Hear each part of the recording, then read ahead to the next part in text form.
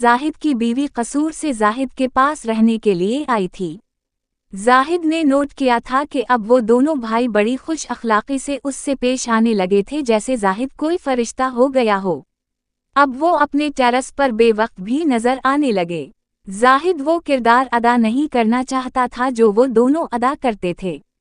जाहिद और उसकी बीवी ताबिंदा में मियाँ बीवी के रिश्ते के अलावा दोस्ती का रिश्ता भी था जो एतबार पर इस्तादा था।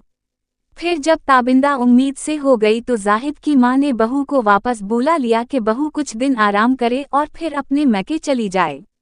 अब वो दोनों भाई बड़े बेजार हो गए, जैसे उम्मीदों पे ओस पड़ गई हो। जो शनासाई सी निगाहों में उतरी थी वो खैर आबाद होकर ऐसी हो गई जैसे बरसात से कूस कूस परे जमीन बंजर होकर खुश्क लगती है। अब वो आते जाते दुआ सलाम भी छोड़ गए। एक दिन किचन की खिड़की के साथ सिंक में जाहिद बर्तन वाश कर रहा था तो अचट्टी सी निगाह सामने पड़ी। वो लड़की भी उम्मीद साथ लाई थी। उसका चेहरा सपाट था जैसे किसी चीज की ख्वाहिश ना रही हो, खास कर मर्द की। औरत के सारे खेल कूद और तमाशे नीस तरारी सिर्फ शादी से पहले ही तक की होती है। शादी की पहली रात अच्छी गुजर जाए तो औरत अगले ही दिन सब कुछ भूल भाल के पोतर सावतरी हो जाती है।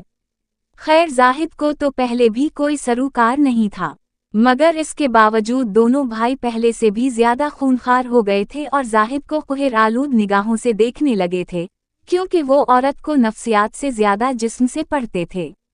बहन हो तो दूसरे मर्दों पे जल्लाद, बीवी हो तो उस पर जाबिर हाकिम।